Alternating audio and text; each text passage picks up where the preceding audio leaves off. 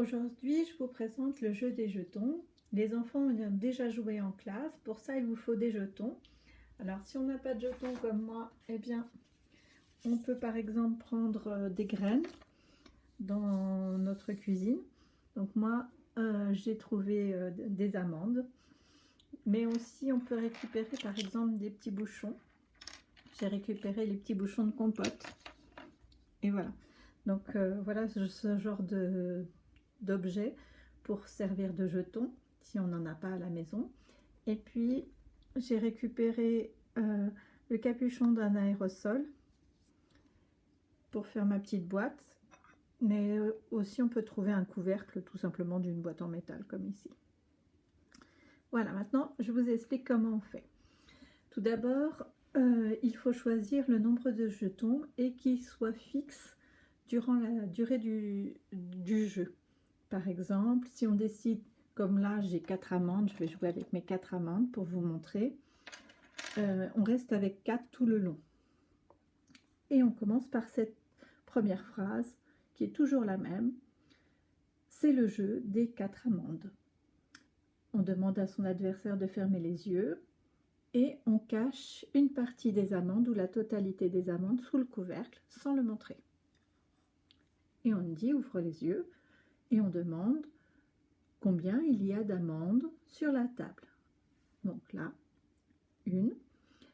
Et ensuite, la deuxième question, c'est combien d'amandes il y a sous le couvercle. Et comme tout à l'heure, on savait qu'il y en avait 4, l'enfant peut déduire que maintenant, il y en a 3 ici, et encore une, ça fait 4. Une fois qu'il vous a donné la réponse, on soulève et on regarde combien il y en a. Et effectivement, il y en avait 3.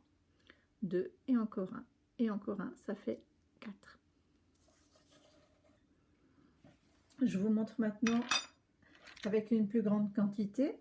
Les grands l'ont fait jusqu'à 5, 6. Donc vous pouvez faire 6. Au-delà de 6, 7, mais pas beaucoup plus au-delà parce qu'après ça devient vraiment très difficile. Donc toujours bien montrer l'ensemble des jetons pour bien leur dire, voilà, on joue avec 6 jetons, ça sera le jeu des 6 jetons. Fermez vos yeux.